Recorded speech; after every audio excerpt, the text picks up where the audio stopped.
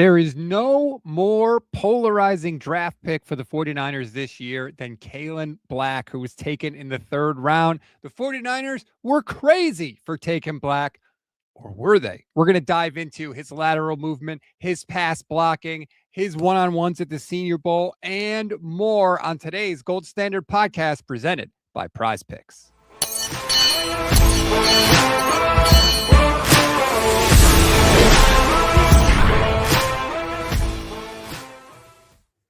What is good, everybody? Welcome to another Gold Standard podcast. I'm Rob Stats Guerrera. That man is Johnny Dell from the Johnny Dell Football Academy YouTube channel. This is the show where we dive into the tape and take a deep look at a 49ers subject of the day. Today, we are doing Kaelon Black. Johnny, I know you have been in the lab checking this thing out. We're going to get to the bottom of the question of, are the 49ers crazy for taking Black in round 3?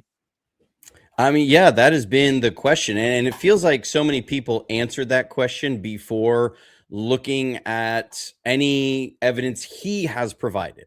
And you had a great show last week with Michelle, really getting into this pick, right? Like, this was the thing of, it was Kaelon Black a mistake to pick and in the third round. And I think she echoed a lot of sentiments that we're seeing out there, which is, this is a kid that wasn't invited to the combine. What are you doing picking him in the third round? And I thought you had another really good episode with Dieter this week, where he dove into that to answer that question. Because when you look at this kid's testing, you say there is no reason why this kid shouldn't have been invited to the combine, especially when you look at that his teammate, Roman Hemby, got an invite to the combine. And you look at their testing side by side, and Kaelon Black was well ahead of Roman in all the testing. And so I go, how did Kaelon Black not get invited to the combine and Roman did? Because if you look at Kaelon Black's pro day testing, he ran a 4.45 40. I think it was 83rd percentile. 37.5-inch vertical leap, like 86th percentile, I believe is where that was. 125-inch broad jump, which was 88th percentile. 27 reps of the bench press, which was 94th percentile for running backs. His 10-yard split was 1.52, 84th percentile of running backs. His relative athletic score after everything was a 9.14. It was tied for the second best RAS score of any running back in this class, and he wasn't invited to the combine. You look at his teammate, Roman, who ran a 4.54. He had a 35-inch vertical leap. He had the same broad jump. His 10-yard split was 1.61, I believe. He's not the athletic guy. And you say, well, why was Roman there and Kaelon Black wasn't? And I think some of it may have been teams wanting to kind of force Kaelon Black into a sleeper position because it was a weak running back class. And I felt like they knew the top two guys were going to go really, really early. And so now you're trying to shove him away because he was an outlier. There was like him. There was the top two guys. They were clearly there. And then you had Kaelon, the only mid-round pick, and then everybody else was kind of 5th, 6th round guys, is what I felt. And so, like, I think there were teams trying to push him down there. I think there was maybe some of the impression that because Roman Hemby was the number 1 back there in Indiana, and he didn't look like he had a lot of athletic traits, elite athletic traits, that teams kind of went, okay, well, maybe, clearly the number 2 guy is not going to be more athletic. But I think there was roster politics that went into Roman being the number 1 back because he had a $1.5 million, $1.5 million NIL deal. Kaelon Black didn't. His NIL deal was with a really small company. I think it was estimated to be around $100,000. So when you have a guy that's been paid to come over from Maryland at $1.5 million, they're going to be the guy who sees the field and gets the lion's share. But when you look at situational football, Kaelon Black was on the field. 4-minute offense, he was on the field. Backed up inside their own 20, he was on the field. Goal line, they were about 50-50. But 2-minute drill, Kaelon Black was always on the field. End of the game, they needed to bleed the clock when the game was close. Kaelon Black was on the field. That clearly shows you who they trust most. It's a great breakdown. These are things that people obviously are not diving into the day after the draft or the day after the pick is made. And I just always said from the beginning that I thought a lot of the criticism was based on the combine thing and just the fact that he was slotted to go lower. And lest anyone think that Johnny is just here glazing someone the 49ers picked because the 49ers picked them, allow me to take you back in time. Let's go back in time. This is Johnny's show on his YouTube channel the Monday before the NFL draft. Again, the running backs that are here, it's the same, a lot of the same guys, but I think the 49ers are going to look at this and say, okay, who's not going to be there in the 5th round? And I like this kid, Kaelon Black, out of Indiana. I think they go get him. They're going to want to add to the running back room. I don't think Isaac Arendo is in their long-term plans. Jordan James is a question mark. So there you go. The proof is in the pudding. You were on the Kaelon Black train before the NFL draft even happened. 100%. And it started at the Senior Bowl. So we're gonna dive in where and it should be noted that Kaelon Black was the only Indiana player to show up to the Senior Bowl because they had just finished their season like 2 weeks before this. And so there were no other Indiana players who showed up at the Senior Bowl. And he said, why did you go there? And he said, well, I felt I needed to prove some things. And what did John Lynch say? He said, well, one of the questions we had about him was, can you be a receiver? Because he only had 4 catches. But you look at Indiana's offense, they did not throw to their running backs. I meant to export these, but I didn't have them on there. No, I do have them on. I don't remember now. I think I forgot to do it. It was some of the things that like some of the knocks and there was like a play in particular. They're running a 4 strong, something that we run. Kaelon Black's open in the flat. It was against Penn State. Mendoza looks over at him and then he decides to try and rifle the ball 25 yards downfield on an out route and throws a pick to a safety. That's just who Mendoza was. Right. Mendoza didn't want, they had lots of chips on ends because they were trying to buy time. So it just was not a part of Indiana's offense to get the ball to their running backs. I think the running backs had 23 catches on the year. And so the question was, can he run routes? Well, you're going to see him here. This kid, and this is why he caught my eye. I was not there to scout running backs. I was looking at offensive line. I was looking at defensive line. I was looking at receivers. I didn't think that they were going to go running back, so I didn't watch it. But you would peek over when this kid came out here to do these drills, and this kid was unguardable in the one-on-ones in pass drills. And this is explicitly what John Lynch mentioned. They watched and that Kyle Shanahan watched that answered a lot of questions. Can this kid have some shake? Can he run some routes? I mean, this is Xavier Sori, who was one of the fastest linebackers out there during the Senior Bowl. I think among linebackers, I think he hit the fastest GPS time of any linebacker that was at the Senior Bowl.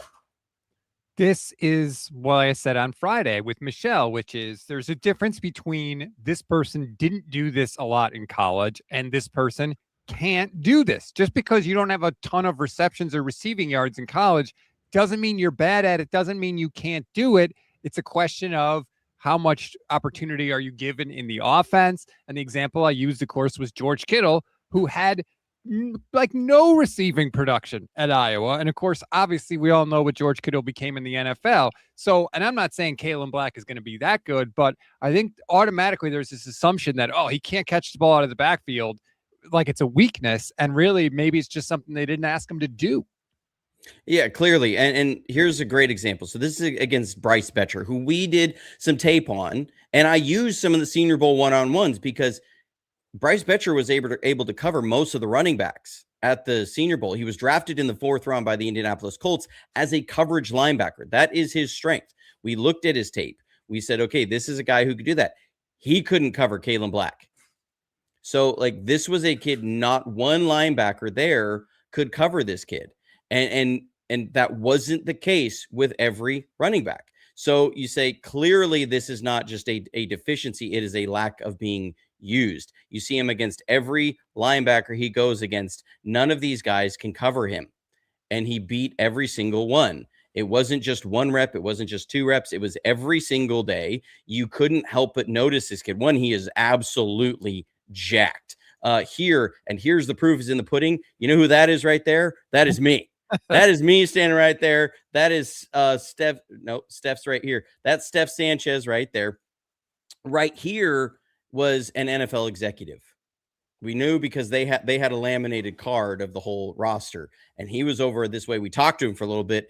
He was really interested in the wide receiver Tyron Montgomery, but this is not Kaelon Black. This is somebody else. So we're going to calibrate our eyes. But that's where I was sitting when I said there is something to this Kaelon Black kid from watching him run these drills. So there you get a calibration from the kid from Oklahoma. Okay, watch his feet. That's what I want to point out here, because that's what popped out to me, is how quick his feet are, how quick he is chopping around the barrel, how he makes the jump cuts.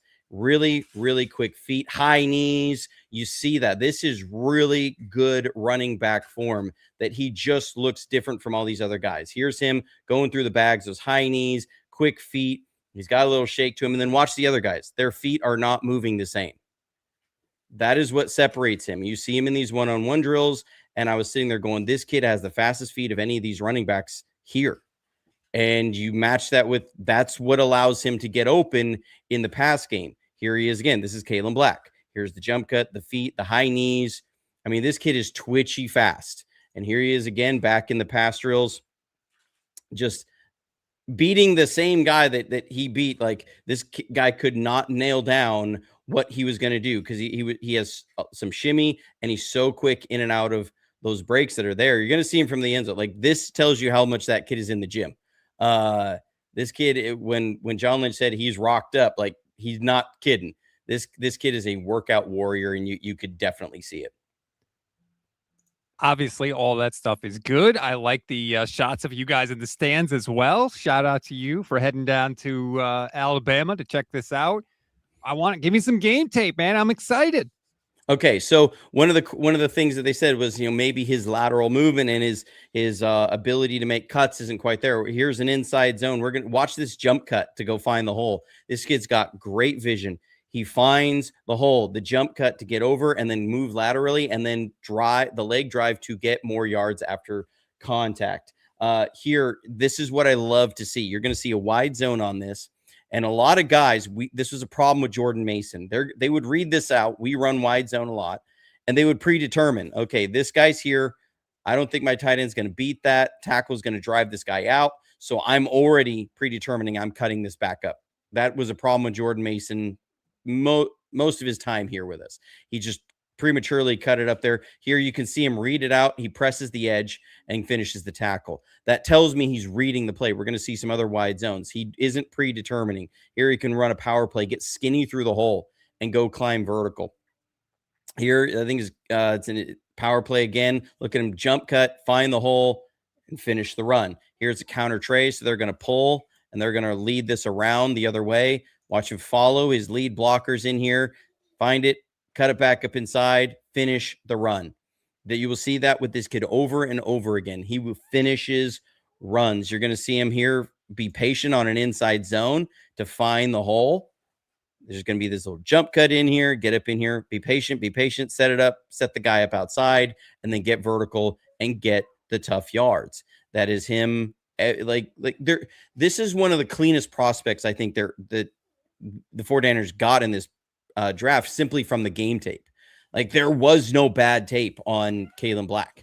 Like, it was like he consistently got as many yards as they block for. Here you see him get out there, stiff arm, break the arm tackle, and go finish. He runs behind his pads. He runs hard. He finds the holes. He's got good vision. He's got good burst. I mean, this is just a kid with some really good tape. And the funny thing to me is what will happen is he'll play well, or if he plays well, then people will say, well, we're not saying Kaelon Black was a bad player. We just think he was picked 2 rounds too early. And it's like, well, wait a minute. If he's not a bad player, why would he be picked so late? So it can be a frustrating process. But what matters from this point going forward is that he's on the team. He is here now. And what can he do for the team moving forward? Yeah. And you mean you can run him goal line. This is a tough runner. Watch him again, find the hole. There's the jump cut, then get vertical and find the end zone. Here, they're running a little split zone. get it through, break the arm tackle, spin off another guy. This kid had so many yards after contact. It was something like 600 of his 1,100 yards were after contact. Here, watch him work this to hit the hole, move laterally, get vertical. This is a kid, great vision, good instincts. Here he is, move laterally, break it, get vertical, run a guy over to get more yards.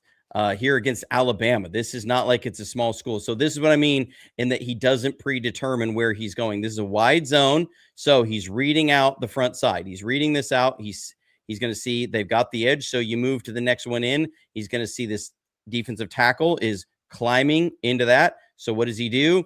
He ends up clear. He sticks his foot in the ground and he gets vertical. This shows you, okay, we've seen him end up running that wide zone, pressing to the edge when it was there. Now we see him make the cut up. That tells you he is not predetermining these. He is reading it out, which is a big deal. Here, a little duo run inside. Look at the jump cuts, then finish the run. Here against Oregon, this is in the Chick-fil-A Bowl. All right, wide zone again. Look him stick his foot in the ground, find the hole, and get vertical.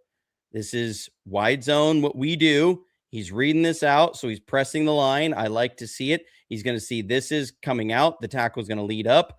He's got to work inside here and then outside and then get vertical. Watch the ability to make these cuts. Jump, jump, get vertical, and then finish the run with physicality. Here, a little split zone. Patient to let it open up and then finish the run. Sorry, my son's here in the office. Look at him go. Break the arm tackle. You can see the impact. This kid, a lot to like on this kid.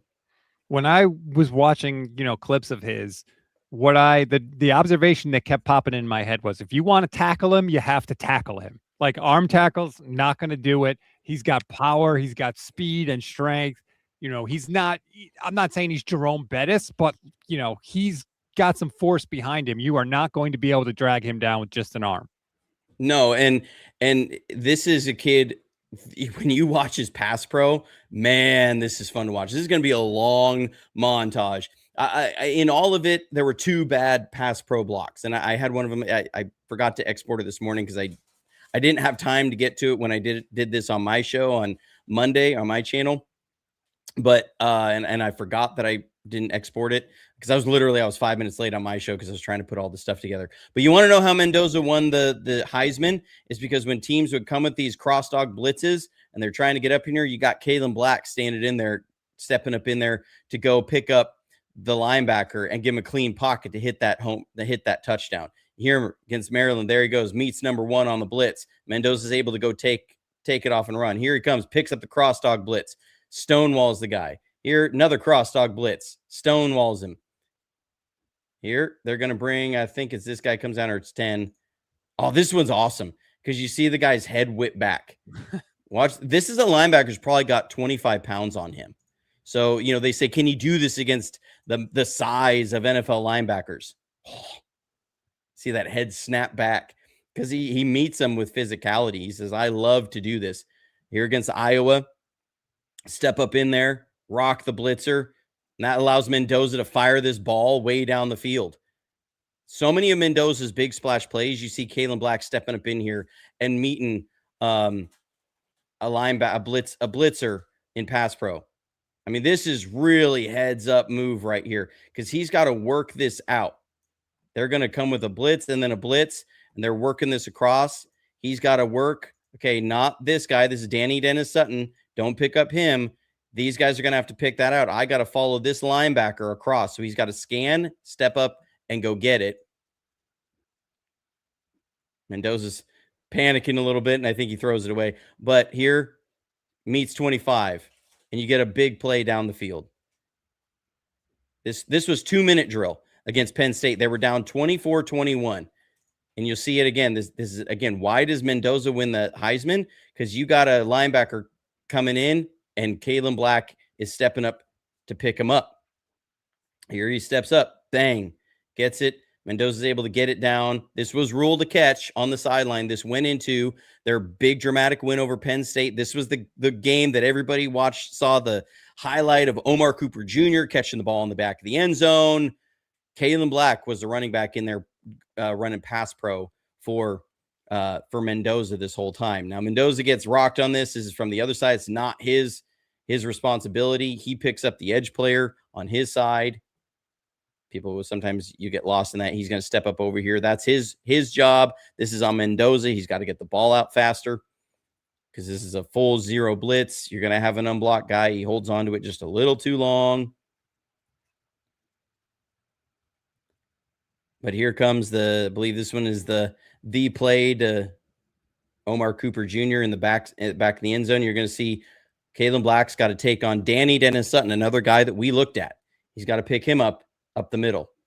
And that's what allows Mendoza to have the time where somebody's not coming up in the middle of his face to get that ball to Omar Cooper Jr. A highlight everybody had seen, but they didn't see this.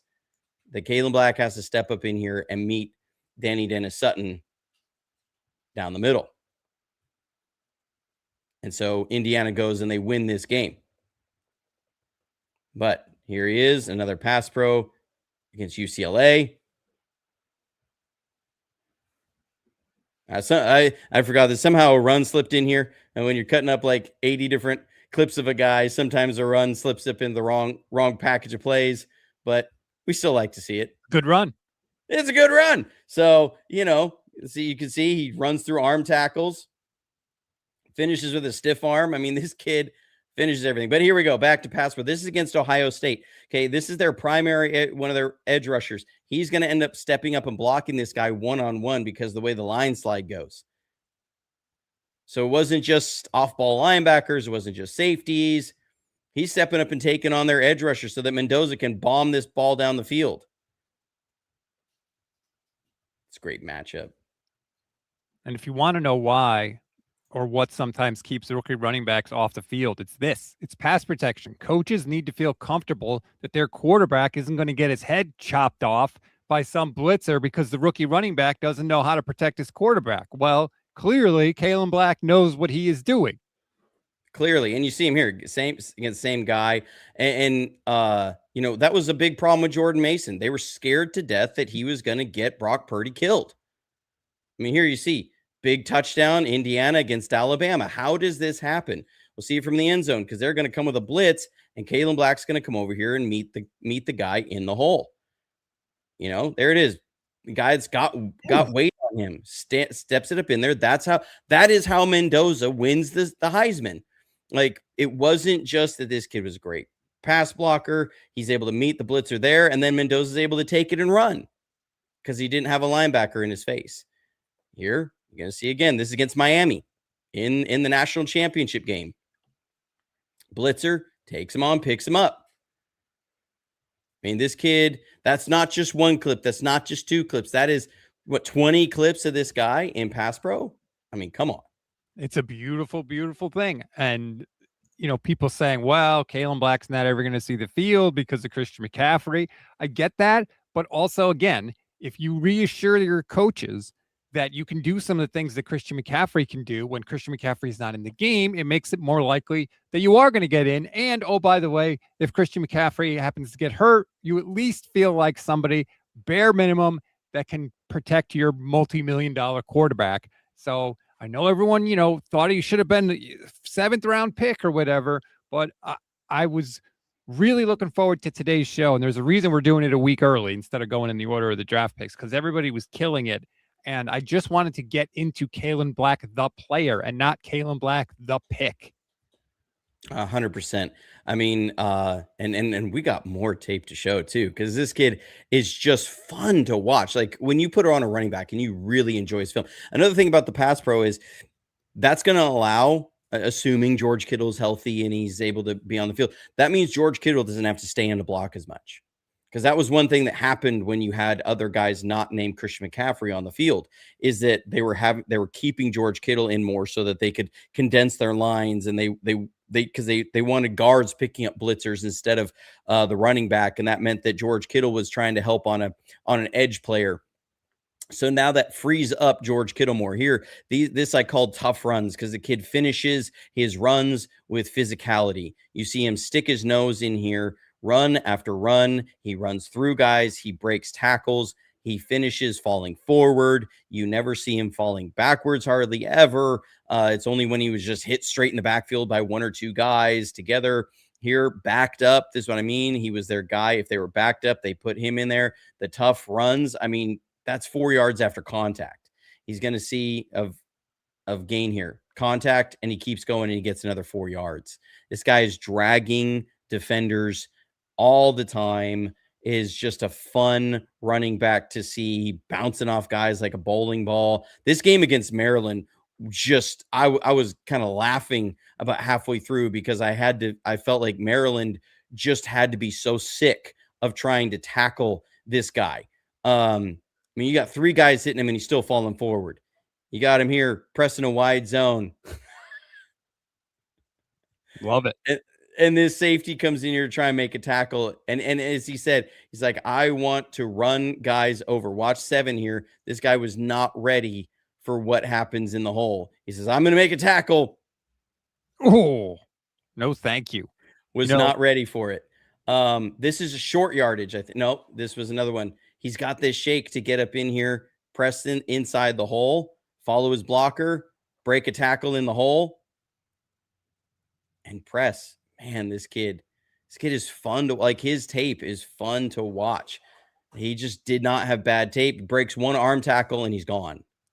He was a guest of Chase Sr. on Yes. 49ers Chat Sports, and he said his goal is to break people's will as a running back. And when you could see that mentality when you watch these plays. Yeah, this is a kid that like he said, he wants to run through their face. He wants to break their will. And you saw it clearly in this Maryland game. I mean, just running guys over. This guy does not, or is 22, I think, comes in here. Yeah. Oh, man, he was not ready for that impact.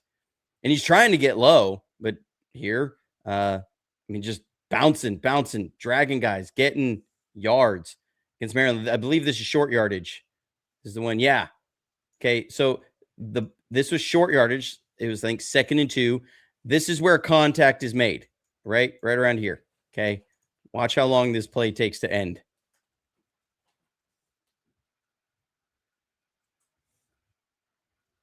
It's like 4 more seconds. Yeah. See it from the end zone. The feet, watch his feet in here. They just keep churning. Hits the hole. Feet are still going. You can see his feet still pumping. Feet still pumping. Feet still pumping. Coming up the middle. Still churning. Dragging guys. Here again, these are not the same clips. These are not the same plays. Still going. When I say he broke Maryland's will, he broke Maryland's will. They were tired of trying to tackle this kid. Runs with low pad level, was dragging guys.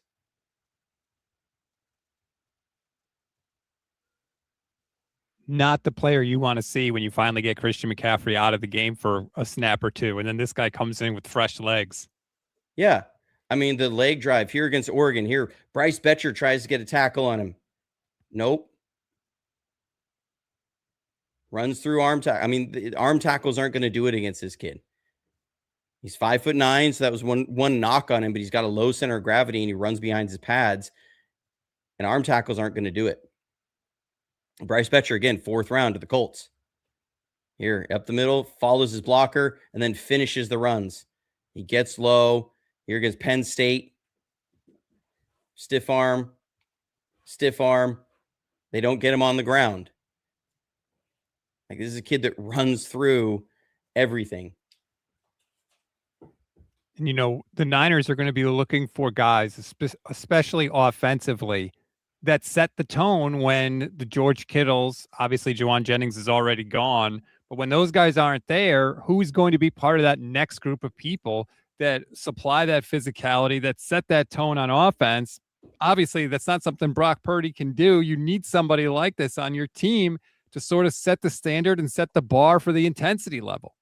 Yeah. I mean, think about this near the end of the games, right? When you're just wearing teams out. I mean, just watch the yards after contact, the hard running, dragging guys. You say this kid takes a crowd to get on the ground. Just ran through 2 arm tackles. Kid squats something like 600 plus pounds. Absurd. This is against Alabama. This is a defensive tackle that meets him in the hole. Okay, this is the nose tackle is going to meet him in the hole, and he still gets 5 yards after contact. Against Alabama here, inside zone. Oh, he almost broke that one too. That's one of the questions. Does he have the home run speed? Can he do it? Well, here, wide zone, he's going to press, break in, and then the acceleration, he can pull away and hit the home run.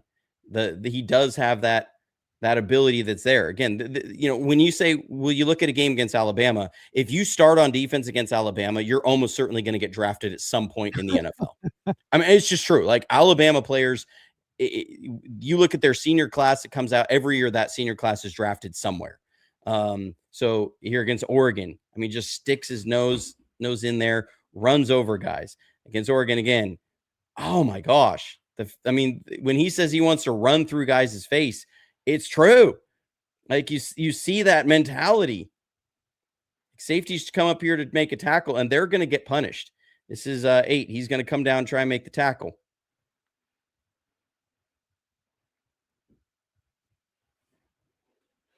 Miami national championship game. Look at him follow his blockers. Keep going.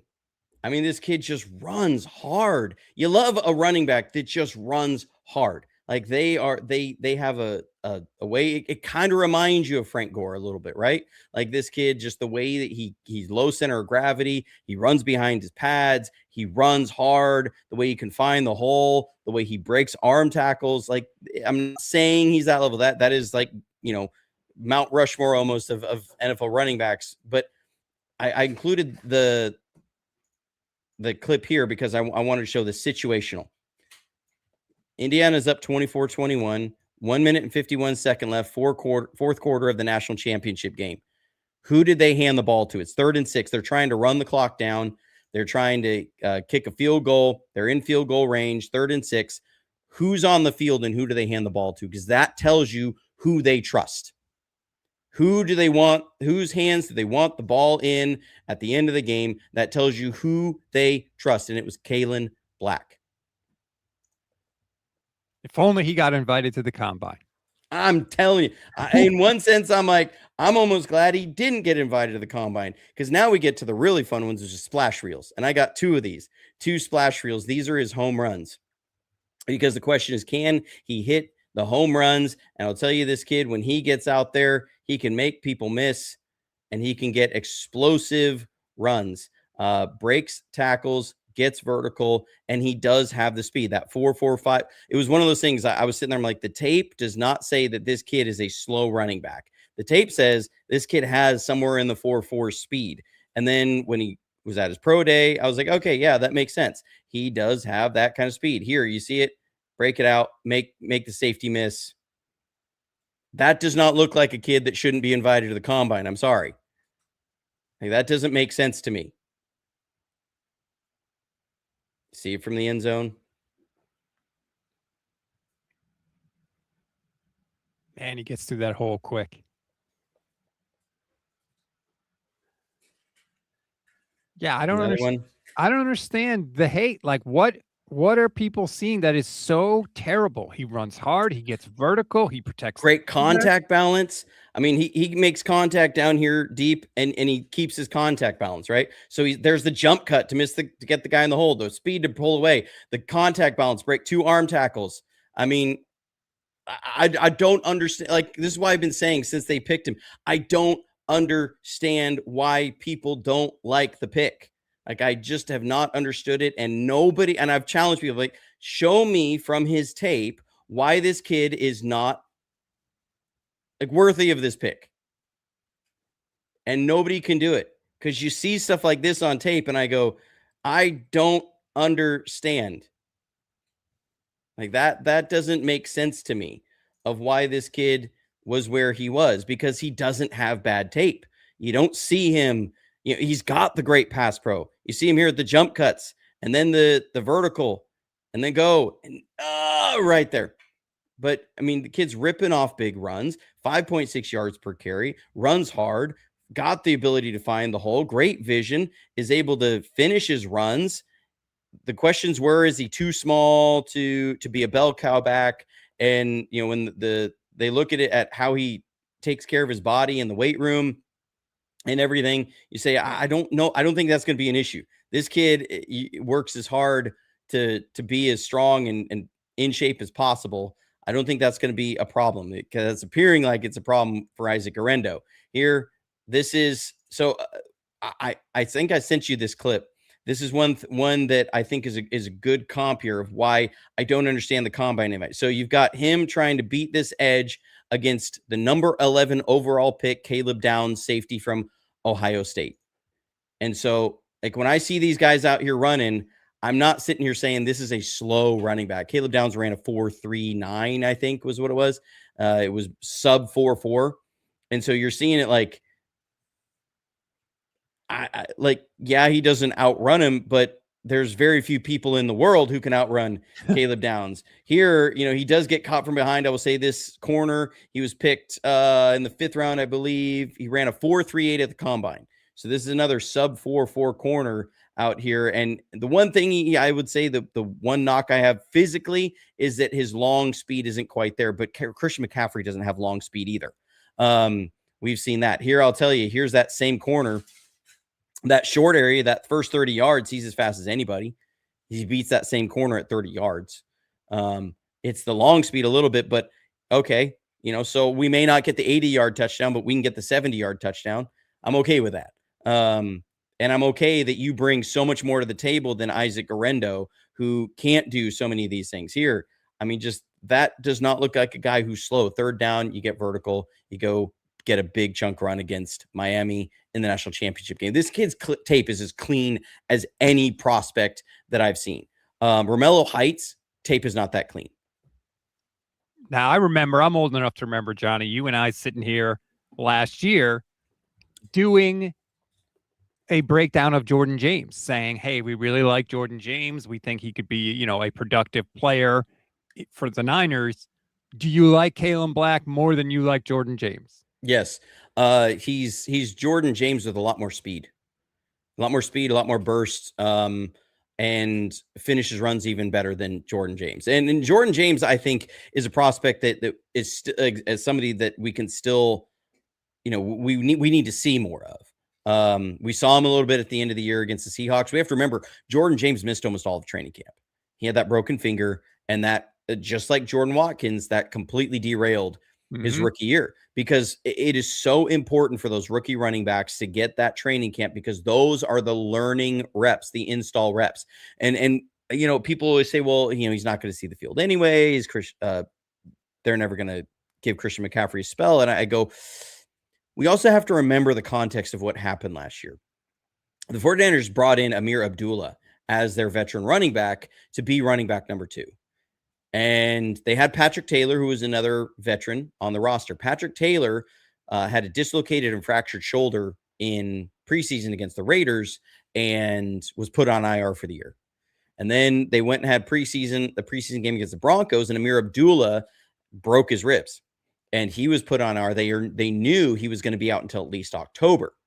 So they lose those 2 guys, and then Jordan James breaks his finger in training camp.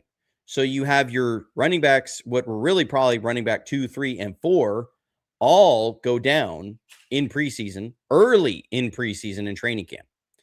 And so you get Isaac Arendo, but he was also dealing with a hamstring injury. So you get through training camp, and on August 30th, they trade for Brian Robinson, because your rookie, he didn't get any reps in training camp. You got to start the season, and you don't know where he's at because he hasn't gotten on the field. You've lost your other 2 veterans. So they traded for Brian Robinson. Well, now you've invested a guy. You got to get some looks, but he didn't have time to learn the playbook. And so a lot of that went into why they just couldn't take Christian McCaffrey off the field. You just had 2 completely unproven backs to see, did they even know where they were supposed to line up? That becomes hard. And people got to remember, you were in the middle of the season. There's no, let's go out there and work this out with you. you are on a severe time crunch every single week. So I do think there's some context into why Christian McCaffrey had over 400 or 312 carries that last year. If you go back to 2023, he didn't. He had 372 carries. And that was with Elijah Mitchell in and out of the lineup all year. So, I think if there is a viable option there, that they will see the field a little bit more. They've got to take care of McCaffrey, but you got to get somebody healthy through training camp. Yeah, if you were a 49ers player, particularly a young player, whatever you have to do, nutrition, vitamins, voodoo, whatever it is, keep your body healthy in July and August. Like it is, in some ways, it's like the most important 2 months of the season for you, because if you miss your shot at that point, you never catch up. And we have seen it time and time and time again. If you miss time as a young player, they just don't wait for you, and you basically end up redshirting. Corey Coleman says, Kyle says Black was higher on their board than Price. Do you honestly buy that when most teams had Black as running back 8 to 10 on their board? I think that Kyle quote is being misunderstood, because remember, if you watch the full clip, he says, I'm trying to think how to phrase this. We had him as the number 2 back on the board. He says on the board. To me, he was saying at the time he was picked, he was the number 2 guy that was available. I don't think he was saying, oh, we think he's better than Price. I think Kyle was saying we had him as the second best guy that was there when he was picked. So I don't know. I could be wrong on that, but that's how I took it. I think that's possible. I think it could also be possible that they figured Love wasn't going to be a realistic option at all. Mm-hmm. And so they may have been saying, sorry, my son's here with me in the office. In the pouch, it's cool. Yeah, he's wanting the yogurt pouch. That I do believe that he was probably their number 2 back, because he was my number 3 back. It was Love, it was Price, and it was Kaelon Black. Clearly from the clip I showed at the beginning, that was the only running back I wanted at that spot. And I was picking for the 49ers in the 4th round because we had no 3rd round pick at that point. And so I kept it to that. And when it's, well, most other teams had him as running back 8 to 10. I just say, by what evidence? And we nobody has seen these teams as boards. We don't know that at all. We know consensus from outside opinions, but I will tell you, because of the nature of how this draft prep works, when there is a very clear, and this is a good example of it, of groupthink that does happen. And I want to be careful how I put this, because I don't want to just take shots at everybody.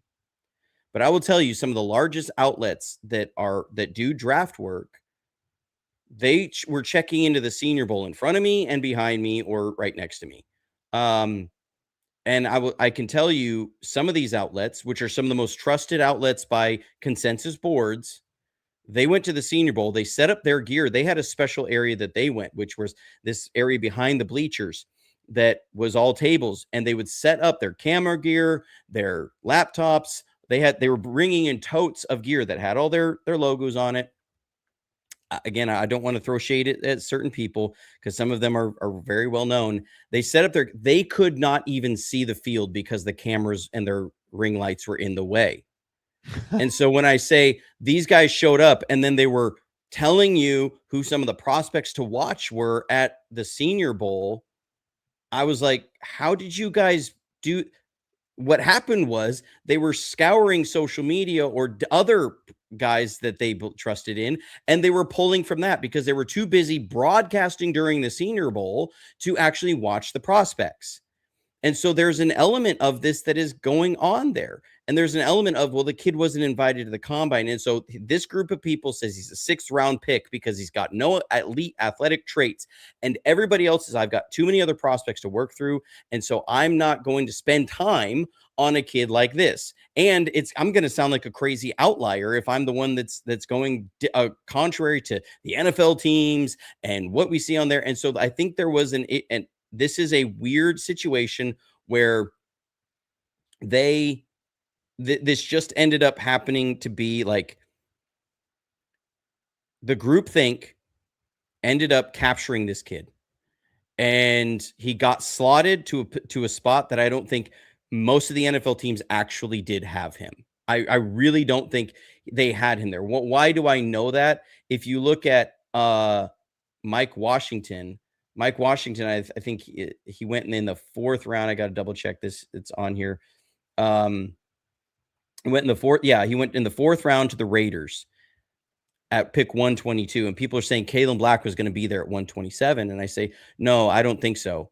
If I'm the Raiders, where somebody that Shanahan has worked with a whole lot is there at the Raiders, and they're going to want a number 2 back, the Raiders had him on their board. Mike Washington was not a better running back than Kaelon Black. He just wasn't. It's not particularly close. And so I look at them. I look at Miami that was there. I think they needed to take a running back, and I think he was one of their guys. I think of the Steelers who need to take a running back. I think he was one of their guys. I think of the Seahawks who probably wanted to add another running back, and he would have been one of their guys. I think of Jacksonville. Jacksonville was sitting there at pick 100, and this is a Liam Cohen kind of guy.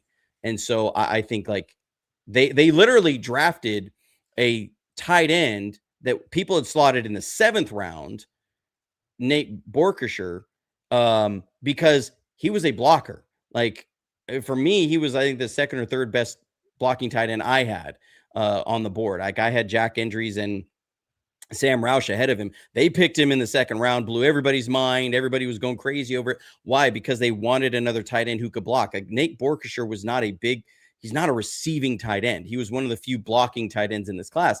They get him. So what does that tell you? They want to run the ball more. And who does Kaelon Black kind of comp to? A lot of people are saying like Bucky Irving. And that's a running back that Liam Cohen had in Tampa Bay. If I'm the 49ers and I'm sitting here knowing that they're going to pick it at spot 100 and they could really use a running back like this, I'm worried that they're going to go pick him. I'm worried that Miami's going to pick him. So I understand where they're saying like, we're not sure if he's going to be there in the 4th pick of the first pick of the 4th round. And so I don't like blame them on that. And I don't buy that teams had him as the 8th and 10th running back. I just don't buy it. He's clean as tape of so many, like every running back that was left at that point, he had the cleanest tape, and it just wasn't close. Bo Adams, thank you very much for the super chat. Bo says, thanks for the breakdown. There's a couple of the things I want to get to before we wrap up the show today. But before I do that, just want to remind everybody that we are presented by Prize Picks. You know them. You've heard me talk about them on the show now for weeks. It is America's #1 sports pick app for daily fantasy player projections and lineups. It's daily fantasy made simple. You just pick more or less on your favorite players' projections, and you can build a lineup in just a few taps. They have every possible sport you could want to make picks on. Major League Baseball happening right now, NBA playoffs happening right now, Stanley Cup playoffs happening right now. It is all there for you on Prize Picks. And like I've mentioned before too, you can go outside the world of sports as well. TVs, movies, whatever your flavor is outside of the world of sports, I promise you there will be something there for you as well. You could do player picks, like I mentioned. You could do team picks as well if you feel more comfortable in that area. Again, it is like a sports buffet for you on the app. So go download the app, check it out right now. Make sure to see if Prize Picks is available in your state. Download the Prize Picks app today and use code HMA to get $50 in lineups after you play your first $5 lineup. That's code HMA to get $50 in lineups after you play your first $5 lineup. Prize Picks, it's good to be right. Now, Johnny, people I'm seeing in the chat, Black wasn't even a starter. Neither was Price, but he was behind the number 4 pick. Black was behind Wemby. You think it's a combination of he didn't start on his own team, he didn't get invited to the combine, and he didn't have the most elite athletic traits. So when he gets mocked down low, nobody has the guts to put him up higher because of the combination of all those factors. And again, I come back to that that NIL deal was clearly the reason that Black was number 2 on the team. When Kurt Signetti came from James Madison over to Indiana, he brought Kaelon Black with him because he needed somebody who was going to install his culture there at Indiana. The problem was you also had the athletic director at Indiana is going and arranging a $1.5 million NIL deal for Roman. And so there's going to be roster politics at play in there. Again, I come back to the situational football. Who did Signetti and the offensive coordinator trust the most in the most important moments of the games? And that was Kaelon Black. Go back and watch any 2-minute drill before the half, at the end of games of any Indiana game, and you will see Kaelon Black on the field. You don't see him running the clock out every time, because sometimes they were up 56 to 12 and other guys were getting snaps. Like, there were times that I didn't see him take a snap after the third quarter. And I say, okay, you think he's a 6th round pick. Well, why? Okay, because he only had 4 catches. You say, well, okay, if that Senior Bowl moves you and you say this kid can catch, I think he had a 30-yard catch in one of the practices. Does that move him at least to a 5th round for you? Okay, let's just conservatively say that moves him 15 spots, 20 spots. If I say, well, he was the number 2 back at Indiana because of roster politics and NIL deals, which is something that happens. You cannot deny that. They're not going to pay a $1.5 million to a guy and not play him. It's kind of like spending a 1st-round pick on a guy and not playing him. Like, guys get opportunities when you have that behind you. How far does that move him? Does that move him another 30 picks? Okay, now we've moved him up into the 4th round. Just off of those 2 things. You say, well, can he be a bell cow back? Well, he was the guy who lived in the weight room, was outlifting some of their defensive linemen. Okay, does that move him another 15 spots? And pretty quickly here, you move him up into the early 4th round. And then you say, well, because we have him far ahead of every other running back, and you think a number of other teams could, and plus he interviewed really, really well, I do understand how they got there. I understand how you get from 6th to late 3rd. I see a pathway there when you see the tape and you see the things that are going on. I think it's just like getting locked into this. He would have been there, and we don't like the process because he would have been there. You could have got somebody else. And I go, we don't know that he would have been there. Nobody can promise that. Everybody thought that Nate Borkesher was going to be there in the 6th round, and he was gone in the 2nd. Every single mock draft I saw had Keelan Rutledge available at pick 58. And you know what happened? The Texans traded up and picked Keelan Rutledge at 26. Like, people are freaking out of saying it was bad for doing a 6th to 3rd round consensus reach. Go look at the draft charts and see how much more expensive it is to go from 58 to 26 than it is to go from the 6th round to the end of the 3rd. When you're talking about draft valuations of a reach, the Texans' reach on Keelan Rutledge is so far beyond what the 49ers did with Kaelon Black. I go, is anybody roasting the Texans for that? No, because they needed to bolster their offensive line, and nobody thought Keelan Rutledge was a bad prospect. Nobody thought he was a bad prospect. We looked at his film, loved his film. Mm-hmm. I was sitting there like, if the 49ers could get this kid, I would be stoked. And then D'Amico Ryans goes and picks him in the 2nd round. I remember Braden Fisk was a kid that I loved coming out of the Senior Bowl the year he got drafted. I think The Athletic, the year that the Rams drafted him, called it the greatest fleecing in the NFL because the Rams were going to pick where Braden Fisk was slotted by consensus to go. They moved up 13 spots in the 2nd round. It isn't that they reached by 13 spots that made it a big reach. It was that they spent the next year 2nd, their 2nd that year, and a 5th round pick that year. They spent 3 picks on one player that was slotted to go where they were going to go. And people were calling it the greatest fleecing, but nobody cared because he had 8.5 sacks his rookie year until he tore his ACL.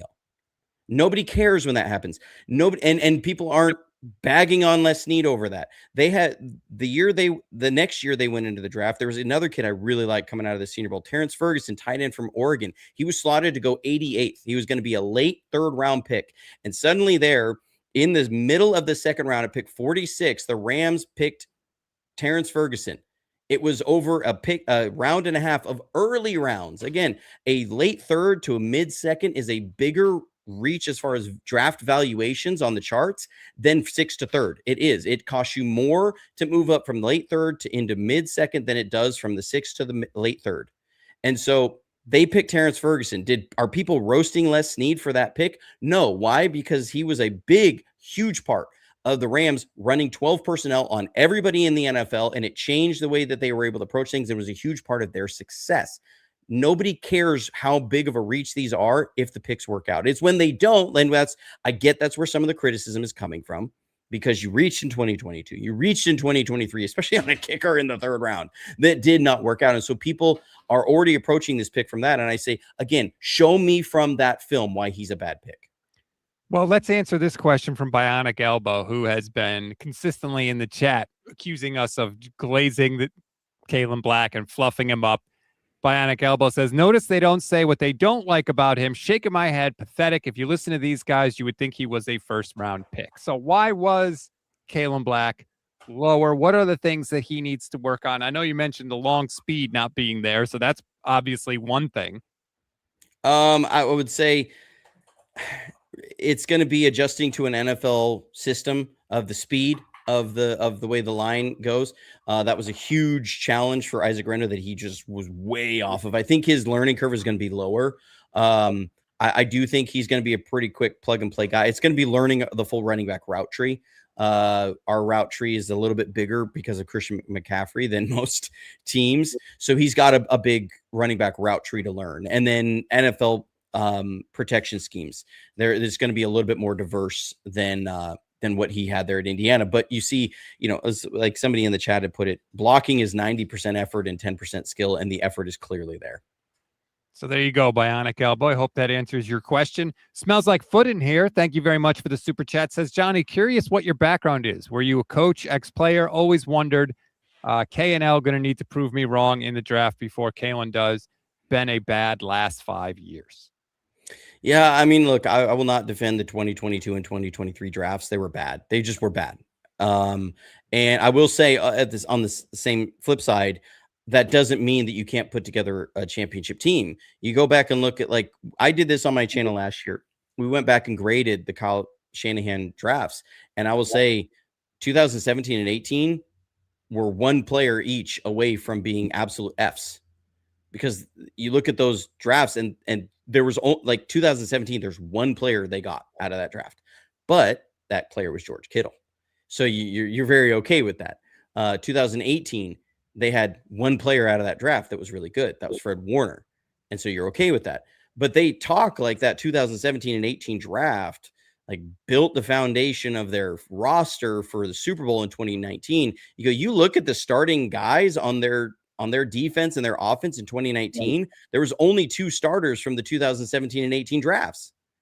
Like, they didn't stock their roster of starters from those drafts. So just because you have some down years doesn't mean that you're suddenly unable to still put together a competitive roster. I'll say, as far as my background, I appreciate that you think I have the athleticism, be an ex-player. I don't. I'm 5'8", and I was about 180 pounds in high school. I was a monster linebacker in high school. 0 offers. But I had to learn the game because I didn't start playing football until I was a sophomore, and I got benched the whole year because I didn't know anything about football. And so pretty much the rest of my life from there has been obsessed with football and learning football. And I've been very, very fortunate to rub shoulders with guys who've been coaches and scouts in a lot of intimate ways. And I've learned a ton from them, just being around people who know a lot about football and talking football and obsessing over football. So that's where a lot of the background comes from. You can learn the game. You have to learn the game. Either you learn it when you're a player and someone teaches it to you, or you learn it when you want to do this or become a coach. But the game can be learned by anyone, despite what some people would have you believe. And we are so grateful that you are here with us every Thursday, Johnny. Thank you so much as well. You can check out the Johnny Dale Football Academy on YouTube for even more film breakdowns. I cannot recommend it highly enough. For anyone that wants to learn more about the game themselves, go and check it out. I promise you, you will not be disappointed. Please like this video, everybody. Subscribe to the channel. Catch us next Thursday. We will do Romello Height, I believe, is next up for our breakdown. So please check that out. Every single film breakdown we have done here on the channel is in a special playlist, film breakdowns, not surprisingly, but you can go and see everybody we've ever done. Plenty more to come. Have a good rest of your week.